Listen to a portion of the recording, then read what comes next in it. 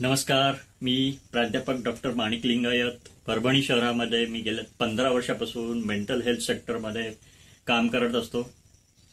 काल परवा देशोन्नतीमध्ये आपल्या परभणी शहरातील एक अतिशय मन विचलित करणारी बातमी वाचली, ज्यामध्ये आपल्या परभणी शहरातील पडीक पडलेल्या नटराज रंगमंदिराच्या पाठीमागच्या साईडला काही तरुण व्यसन करत बसले होते.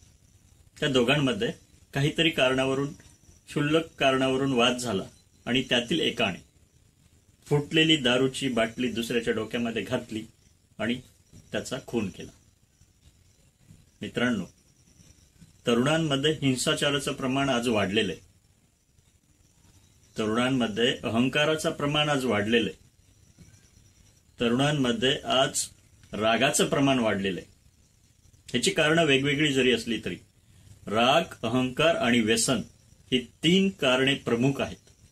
आणि या 3 कारणांमुळेच स्वतःचा विनाश, एखाद्या व्यक्तीचा विनाश आणि पर्यायाने समाजाचा विनाश होतोय. आणि आज आपलं परभणी शहर हिंसेच्या, रागाच्या, मारामारीच्या घटनांनी उजळून निघतंय. ही शरमेची गोष्ट आहे. मित्रांनो, आपल्याला प्रश्न पडायला पाहिजे की आपल्याला कोणत्या समाजात जगायचं? प्रेम, शांती आणि मैत्रीच्या समाजात का हिंसा, राग आणि अहंकाराच्या समाजात? हा प्रश्न आपल्याला पडला पाहिजे.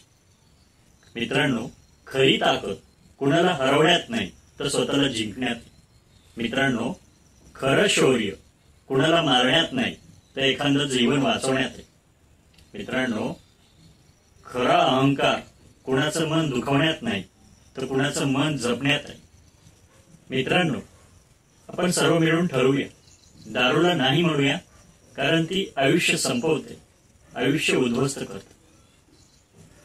अहंकाराला आणि रागाला नाही म्हणूया, कारण की तो आपल्याला मित्रांपासून तोडतो. हिंसेला नाही म्हणूया, कारण की ती जीवन संपवते आणि समाज पेटवते. आज आपण संकल्प करूया, मनातला इगो थोडा बाजूला ठेवूया, व्यसनांना दूर करूया आणि प्रेम, मैत्री आणि शांती हे आपल्या परभणी शहरामध्ये वाढवण्याचा प्रयत्न करूया. धन्यवाद.